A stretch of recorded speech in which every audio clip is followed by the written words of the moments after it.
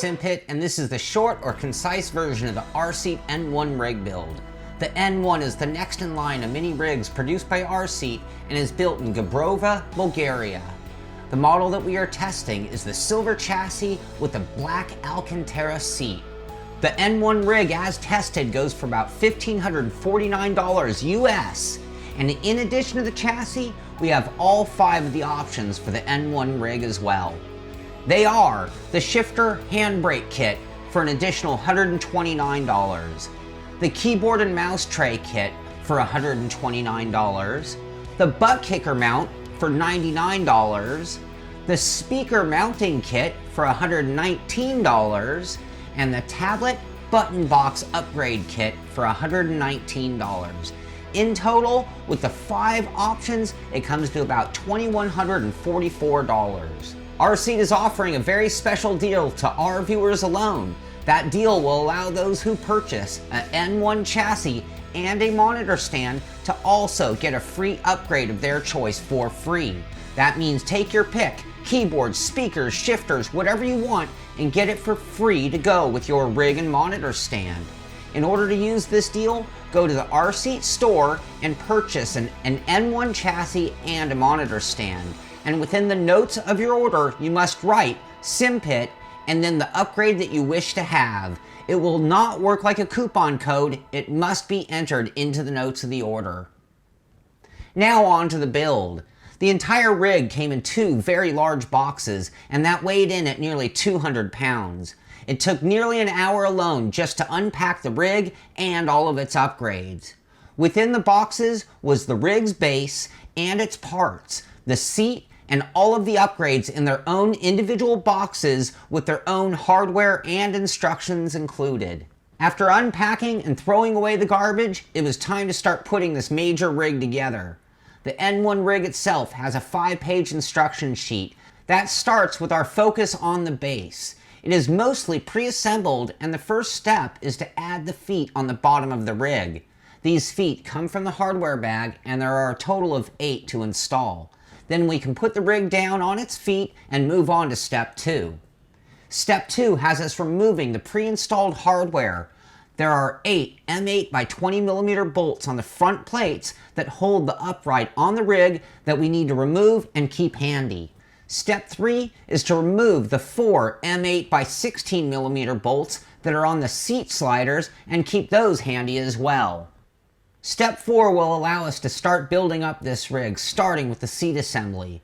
There are 3 parts to this assembly, a left and right hand side, and a middle joining piece. The V of the middle piece faces downward, and the needed hardware is pre-installed into each side, letting you know where and how it goes together.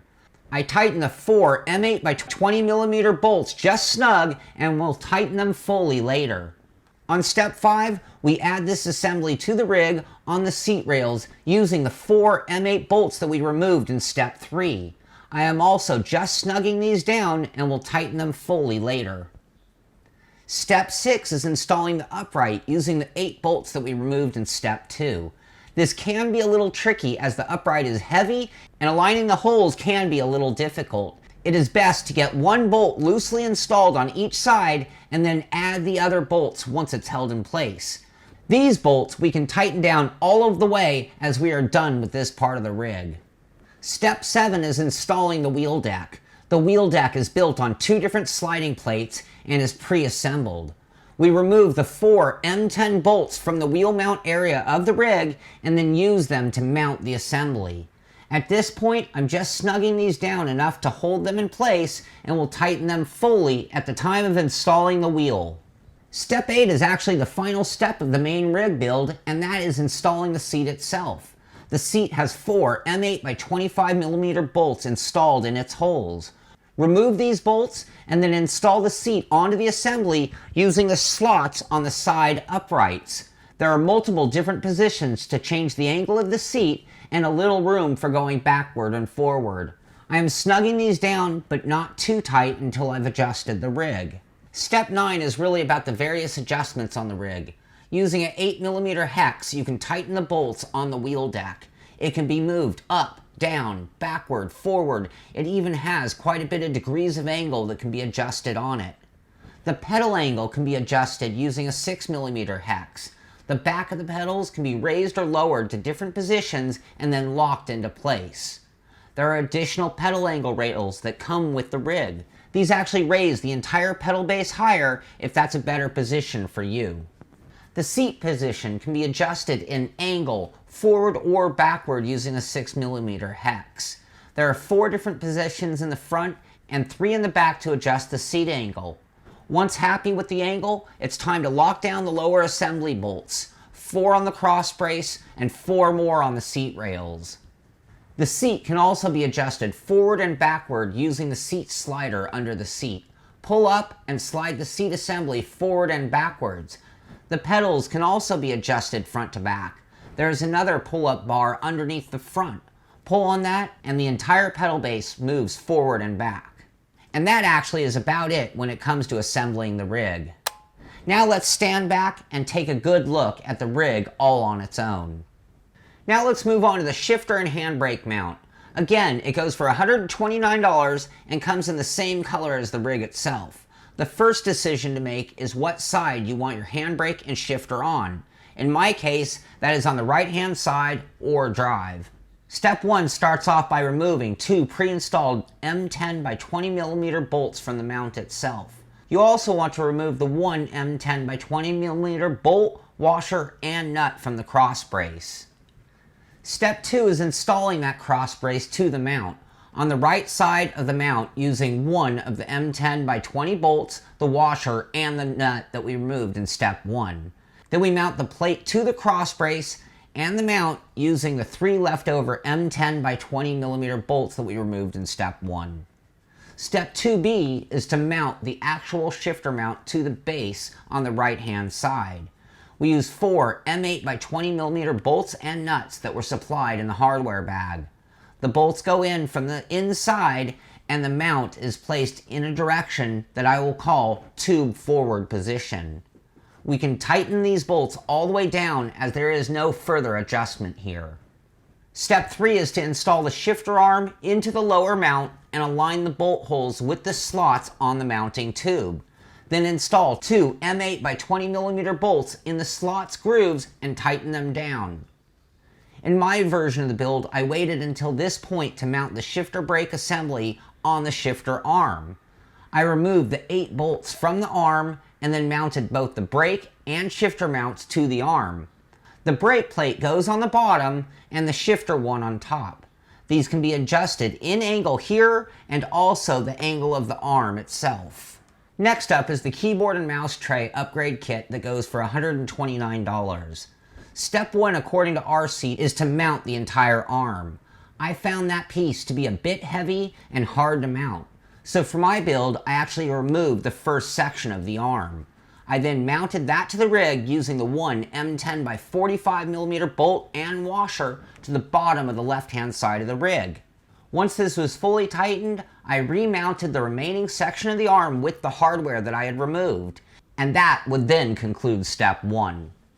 Step 2 is just to remove the 4 M8 by 20mm bolts from the bottom of the keyboard tray. The tray is then placed onto the arm in its mounting position. The second and third section of the arms actually sort of double back on each other, so double check your direction with the pictures in the instructions. Add the 4 bolts that we removed earlier and adjust the tray to the desired angle until fully tightening down those bolts. The next upgrade is the butt kicker mount. The mount is an additional $99 and will allow for mounting of butt kickers on either the clamp or bolt-on style mounts. Mounting the plate is very simple and involves only one step once the butt kickers are mounted themselves. Step 1 is installing the plate to the back side of the lower seat assembly. There are 4 mounted nuts on the back of the seat uprights and 4 holes on the butt kicker mount. It goes in underneath the seat and uses 4 M8 by 20mm bolts supplied with the mount. It doesn't get much simpler than that, and it adds another cross brace to the already very strong seat assembly. The next upgrade is the speaker mount that goes for $119. It has mounts for 5 different speakers and comes in 4 pieces plus some hardware. Step 1 is the front speaker mount. It is a mustache bar in shape and goes in the front bottom side of the rig.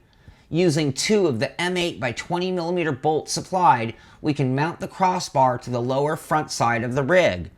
The crossbar goes with the speaker mounts facing up, and the bar will touch the ground until fully tightened down. Step 2 is the center speaker mount. The center speaker mount is cut to go around the wheel deck crossbar just in front of the deck assembly area.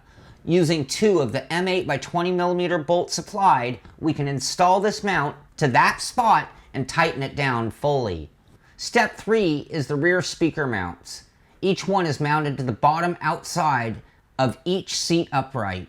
The mount should point backwards to the outside and with the speaker mount facing up. Using the final 2 M8 by 20mm bolts supplied, we can install them to the rig and tighten them down. Each speaker mount has a hole for mounting a speaker and a hole for accessing the wiring of the speaker once installed. The final upgrade for the N1 rig is the button box and tablet mount that goes for an additional $119. It will fit tablets from 5 inches to 10 inches in size, and it will also hold button boxes or other items nearly 18 by 9.5 by a hair over 5 inches big. Once again, I chose to do my own order of assembling to the button box tablet mount, and in the end, I messed up and forgot to add the tablet mount, thinking it was an either-or situation.